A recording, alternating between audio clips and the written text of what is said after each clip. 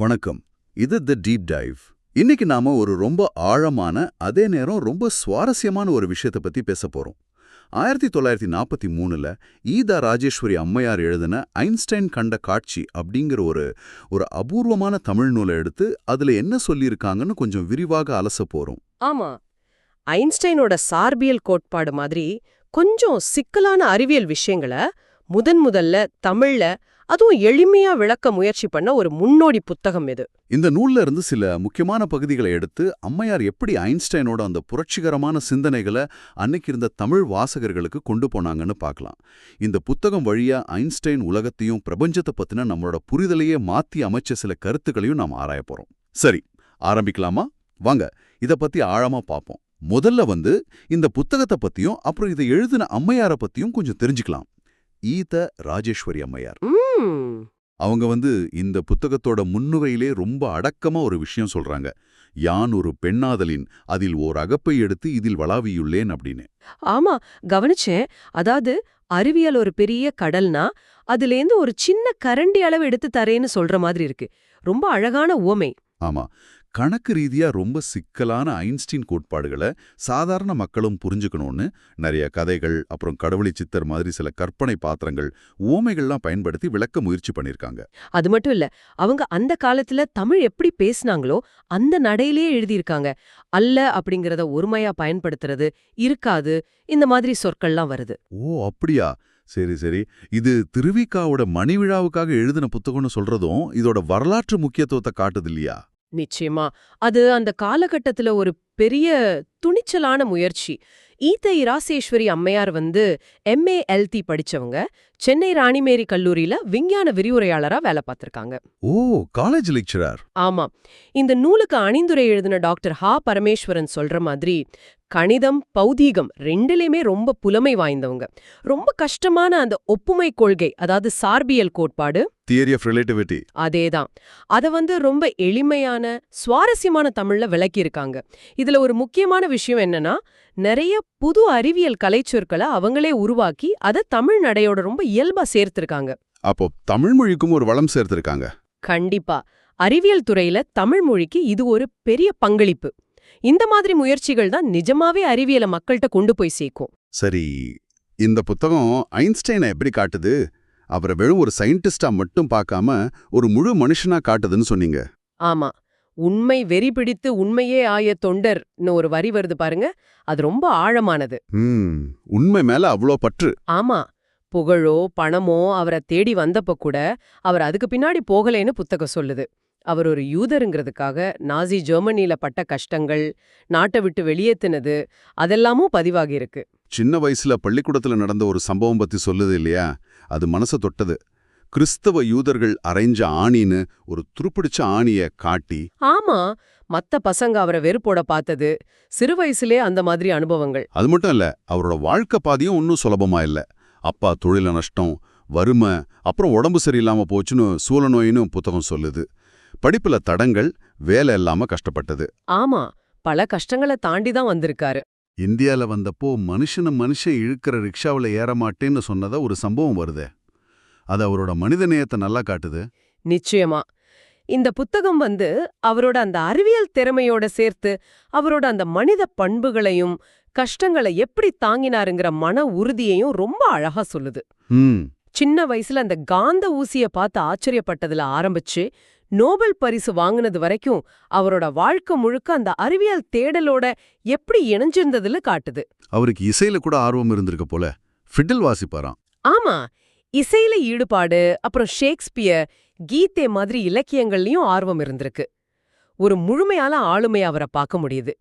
இந்தியாவை பத்தி அவர் நல்லபடியா நினைச்சதையும், இந்நாடு இருக்க மேநாடு எவ்வாறானாலும் என்னை அப்படின்னு சொன்னதா அம்மையார் பதிவு செஞ்சிருக்காங்க. இது வெறும் அறிவியல் புத்தகம் இல்ல, ஒரு மனிதாபிமானியோட வாழ்க்கையையும் காட்டுது. ரொம்ப அருமை. சரி, இனி இந்த புத்தகத்துல விளக்கி இருக்கிற முக்கியமான அறிவியல் கருத்துகளுக்கு வருவோம். இதுதான் முக்கிய பகுதி. ஆமா, இதுதான் மையமே. முதல்ல அந்த ஆகாசம் அல்லது ஈதர் பத்தி புத்தகம் என்ன சொல்லுது? ஆகாச பேருன்னு ஒரு அத்தியாயம்.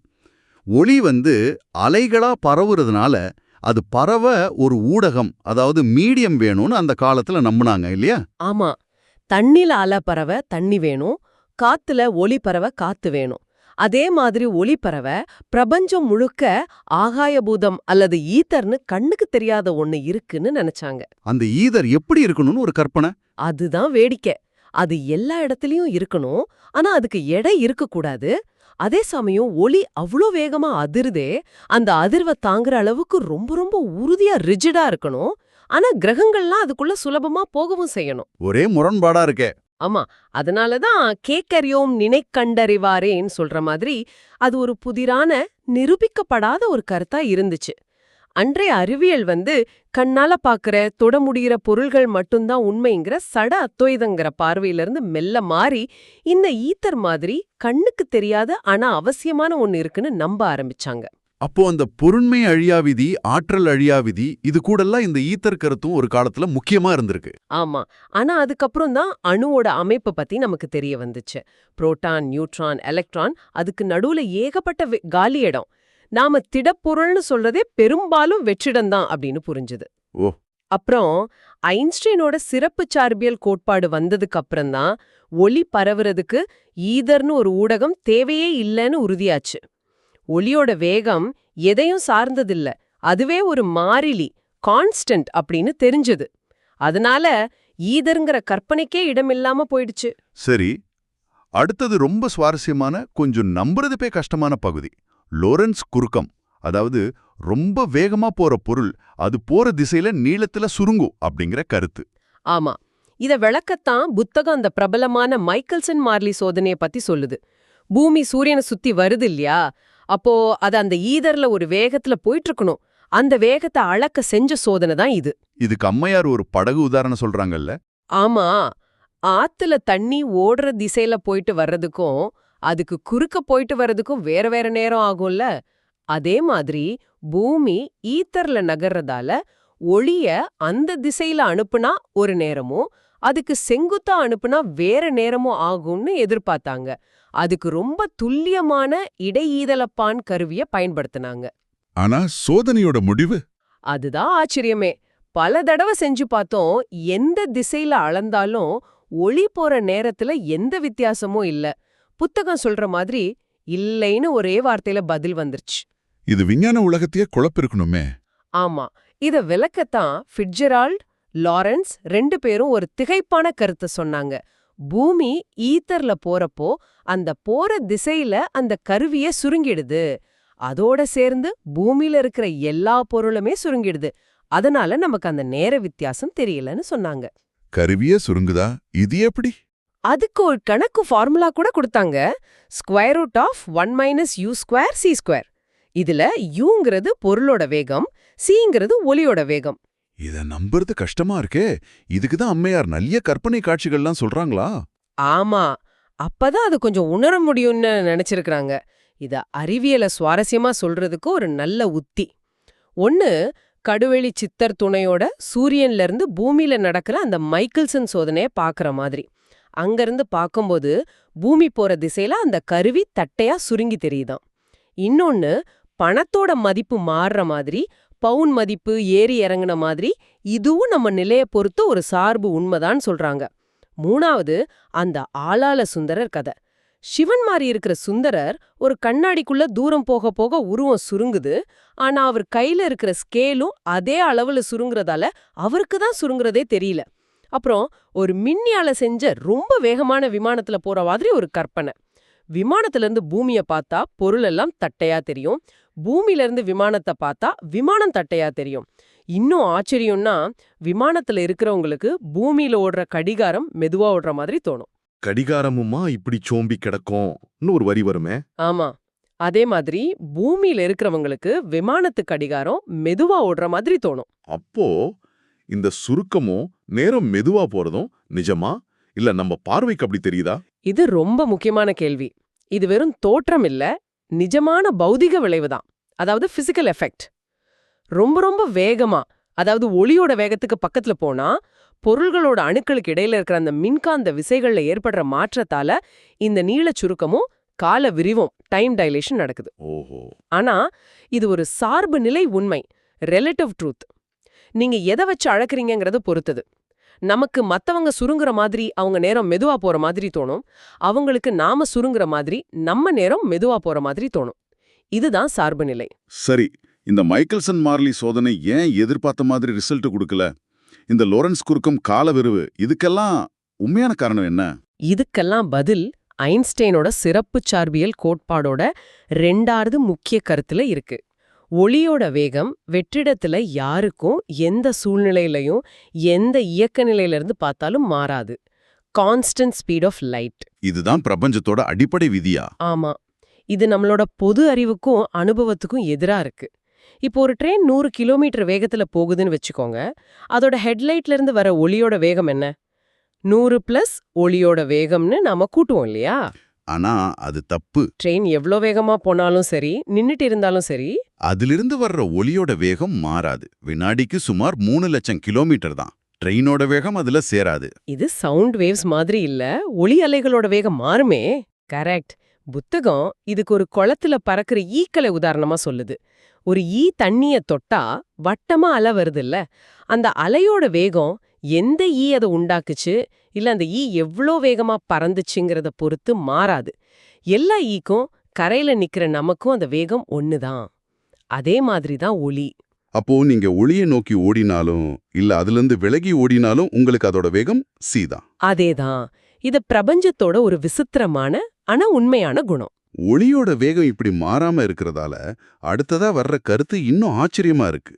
உடனிகழ்ச்சி, சிமில்டேனிட்டி, அதுவும் சார்பு நிலையானதுங்கிறீங்க.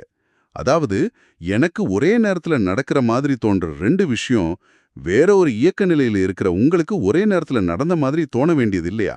இது எப்படி? இதுலதான் ரொம்ப சுவாரஸ்யமா அம்மையார் ஒரு துப்பறியும் கதையே சொல்லியிருக்காங்க. ஒரு பணக்காரர் உயில் எழுதுறார். அவரோட சொத்து அவரோட அண்ணன் மகன், தம்பி மகன் 2 பேர்ல யாரு கடைசியா உயிரோட இருக்காங்களோ அவங்களுக்கு போகும்னு. சரி. இவங்க 2 பேரும் ஒரே ட்ரெயின்ல வேலை செய்றாங்க. ஒருத்தர் கார்டு, இன்னொருத்தர் டிரைவர். இவங்கள கொன்னு சொத்தை அபகரிக்க சிலர் திட்டம் போடுறாங்க. ஓ. ட்ரெயின் போயிட்டு இருக்கும்போது முன்னாடி இருக்கிற டிரைவரையும் கடைசியில இருக்கிற கார்டையும் ஒரே சமயத்துல கொலையாளிங்க பார்வையில சுட்டுறாங்க. இப்போ யாரு முதல்ல சத்தாங்கங்கிறதுல தான் சொத்து யாருக்குன்னு முடிவு பண்ண முடியும். பயங்கரமான நிலைமை. அங்க 2 சாட்சி. ஒருத்தர் ட்ரெயினோட நடுப்பெட்டியில போற ஒரு வயசானவர். அவர் 2 சத்தத்தையும் ஒரே நேரத்துல கேட்டதா சொல்றார். இன்னொருத்தர் தண்டவாளம் பக்கத்துல நின்னுட்டு இருந்த ஸ்டேஷன் மாஸ்டர். அவரோ பின்னால சுட்ட சத்தம் காட முதல்லையும் முன்னால சுட்ட சத்தத்தை டிரைவரை 2வதாவும் கேட்டதா சொல்றார். இப்போ யார் சொல்றது சரி? பெரிய குழப்பமா இருக்கே. வயசானவர் சொல்றது சரின்னா 2 பேரும் ஒரே நேரத்துல இறந்திருக்கணும். ஸ்டேஷன் மாஸ்டர் சொல்றது சரின்னா கார்டு முதல்ல இறந்திருக்கணும். புத்தகம் இத ரொம்ப அழகா விளக்குது. ஸ்டேஷன் மாஸ்டர் நிலையா நிக்கிறாரு. ட்ரெயின் அவரை நோக்கி வருது. அப்போ ட்ரெயினோட பின்னால இருந்து வர்ற சத்தம் கொஞ்ச தூரமோ முன்னால இருந்து வர்ற சத்தம் அதிக தூரமும் பயணிக்கணும். அதனால அவருக்கு பின்னால வந்த சத்தம் முதல்ல கேக்குது. சரி. ஆனா ட்ரெயினோட நடுவுல போற வயசானவர் இருக்காரே, அவர் ட்ரெயினோட கூடவே போறாரு. அதனால முன்னால நடந்த நிகழ்வுக்கும் பின்னால நடந்த நிகழ்வுக்கும் அவர் ஒரே தூரத்துல இருக்காரு. 2 சத்தமும் ஒரே நேரத்துல அவரை வந்து சேருது. அதனால அவர் ஒரே நேரத்துல கேக்குறாரு. அப்போ 2 பேருமே சொல்றது அவங்கவங்க பார்வையில உண்மை. உடனிகழ்ச்சிங்கிறது பார்க்கறவங்களோட இயக்கத்தை பொறுத்ததான். அதேதான். இதுதான் உடனிகழ்ச்சியின் சார்பு நிலை, ரிலேட்டிவிட்டி ஆஃப் சைமல்டேனிட்டி. ஒளியோட வேகம் மாறாம இருக்கிறதால இந்த விளைவுகள் ஏற்படுது. இதுக்கு மேலேயும் விளக்க சாக்கர்தர்னு ஒரு கேரக்டர் இத பத்தி பேசுற மாதிரி உரையாடல் இருக்கு. கடுவெளி சித்திர வச்சு டெலிபதி மாதிரி சொல்றது, ரொம்ப நீளமான விமானத்தோட 2 முனையிலையும் ஒரே நேரத்துல லைட் போட்டா எப்படி தெரியும்னு கேக்குறது, இந்த மாதிரி கற்பனைகள் மூலமா எல்லோருக்கும் பொதுவான ஒரே காலம், அப்சல்யூட் டைம்னு அழுத்தமா சொல்றாங்க. சரி, இடமும் காலமும் இப்படி தனித்தனியா இல்லாம பார்க்கறவங்கள பொறுத்து மாறுற ஒன்னோட ஒன்னு பிணைஞ்ச விஷயங்கள்னா இதோட அடுத்த கட்டம் என்ன? இங்கதான் ஐன்ஸ்டைனோட டீச்சர் ஹெர்மன் மின்கவுஸ்கி வராரு. அவர் ஒரு கணித மேதை. அவர் என்ன சொன்னாருன்னா, நாம பார்க்கற இடத்தோட 3 பரிமாணம் நீளம், அகலம், உயரம், அப்புறம் காலம்ங்கிற 4வது பரிமாணம். இந்த 4ம் தனித்தனி இல்ல. இது எல்லா சேர்ந்துல பிரிக்க முடியாதபடி இணைந்து நாலளவை பிண்டம் அல்லது இடம் காலத் தொடர்ச்சி, ஸ்பேஸ் டைம் கண்டினியூம் அப்படின்னு ஒரே அமைப்பா இருக்குன்னு சொன்னார். பிண்டம்னா இங்க பொருள் இல்ல, ஒரு தொடர்ச்சி அப்படிங்கிற அர்த்தத்துல. 4 பரிமாணம் கொண்ட ஒரு வெளி. நாம நிகழ்வுகள்னு சொல்றதெல்லாம் அது எல்லாமே இந்த நாளளவை பிண்டத்துல இருக்கிற ஒவ்வொரு புள்ளிகள் தான், points in space time. Okay, இதுக்கு ஏதாவது உதாரணம் இருக்கா புத்தகத்துல? இருக்கு. அம்மையார் சொல்றாங்க, ஒரு நோயாளிக்கு டெம்பரேச்சர் சார்ட் போடுறோம்ல, அது நேரம் எக்ஸ், வெப்பநிலை ஒய், 2 பரிமாணம். ஒரு வயல்ல புதையல் எங்கே இருக்குன்னு சொல்ல நீளம் எக்ஸ், அகலம் ஒய் வேணும், 2 பரிமாணம். ஒரு ரூம்ல விளக்கு எங்கே இருக்குன்னு சொல்ல நீளம் எக்ஸ், அகலம் ஒய், உயரம் ஜெட் வேணும், 3 பரிமாணம். ஆனா அந்த விளக்கு எப்ப எரிஞ்சதுன்னு சொல்லணும்னா? கரெக்ட்.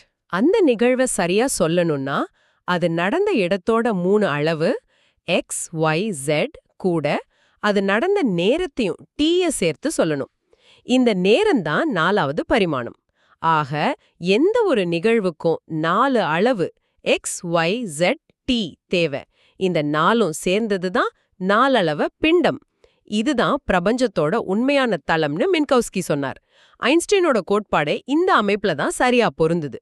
ஆக இந்த புத்தகம் மூலமா ஐன்ஸ்டீனோட சார்பியல் கோட்பாடுகளோட அடிப்படைகளை தெரிஞ்சுக்கிட்டோம்.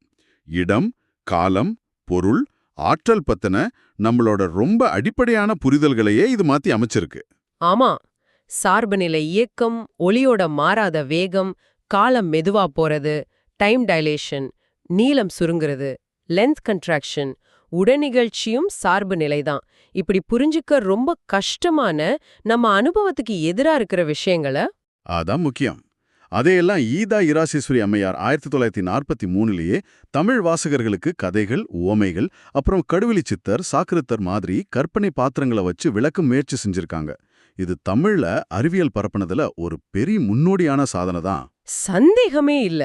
நம்மளோட பொது அறிவு இருக்கு இல்லையா, அது பூமியில நாம பாக்குற சாதாரண வேகத்துக்கும் அளவுக்கும் தான் சரி வரும். ஆனா பிரபஞ்சத்துல ரொம்ப வேகமான உலகத்திலேயோ இல்ல ரொம்ப சின்ன அணு உலகத்திலேயோ அது செல்லாதுன்னு இந்த புத்தகம் நல்லா உணர்த்துது. நம்மளோட பழைய நம்பிக்கைகளை கேள்வி கேட்க வைக்குது. ஆமா, புத்தகத்துல தொட்ட பழக்கம் சுட்டாலும் விடாது, குழந்தை நம்பிக்கைன்னு சில வரிகள் வருது. அதாவது நம்ம நேரடி அனுபவங்களுக்கு மேல யோசிச்சாதான் பிரபஞ்சத்தோட விதிகள் புரியும்னு சொல்றாங்க. இது ஏதோ பழைய கதை இல்ல. நம்ம இன்னைக்கு யூஸ் பண்ற ஜிபிஎஸ் டெக்னாலஜி சரியா வேலை செய்யணும்னா அதுல இந்த சார்பியல் கோட்பாடுகளோட விளைவுகளை காலவிரிவு மாதிரி கணக்குல எடுத்துக்கணும். ஓ, அப்படியா? இதுதான் அடிப்படை. அப்போ ஐன்ஸ்டைன் கண்ட காட்சிங்கிற இந்த புத்தகம் வழியா ஐன்ஸ்டைனோட சிந்தனைகளுக்குள்ள ஒரு சின்ன ஆனா ஆழமான பயணத்தை நாம செஞ்சிருக்கோம். இராசேஸ்வரி அம்மையாரோட இந்த பணி கஷ்டமான அறிவியல் விஷயங்களை தாய்மொழியில சொல்றதோட முக்கியத்துவத்தையும் அதுக்கு எவ்வளோ கற்பனை திறனோட வேலை செய்ய முடியும்னு காட்டுது. இந்த அலசல் உங்களுக்கும் பயனுள்ளதா, புதுசா யோசிக்க தோன்றதா இருந்திருக்கும் நம்புறோம். இறுதியா ஒரு சின்ன சிந்தனை. ஐன்ஸ்டைன் இந்த பிரபஞ்சத்தை இயக்குற விதிகள்ல ஒரு ஆழமான ஒழுங்கு, ஒரு தர்க்கம், ஒரு விதத்துல கடவுளோட ஒரு நேர்த்தியான கையெழுத்து மாதிரி ஒன்ன பார்த்ததா இந்த புத்தகம் சொல்லுது. ஐன்ஸ்டைன் கண்டதும் இந்த நாட்டு வழக்கப்படி ஒரு கடவுட்காட்சியே யாம் அப்படின்னு ஒரு வரி வருது. ஐன்ஸ்டைன் மாதிரி இந்த பிரபஞ்சத்தோட ஆச்சரியமான, கணித ரீதியா துல்லியமான இந்த விதிகளை நாம ஆராய்ஞ்சு தெரிஞ்சுக்கிறது ஒருத்தரோட ஒழுங்கு, படைப்பு, பிரபஞ்சத்தோட அர்த்தம், ஏன் ஆன்மீகம் பத்தின பார்வைய எப்படி மாத்தும் அல்லது ஆழப்படுத்தும், இத பத்தி கொஞ்சம் யோசிச்சு பாருங்க. மீண்டும் அடுத்த முறை வேறொரு தலைப்போட ஆழமான அலசல்ல சந்திப்போம். நன்றி.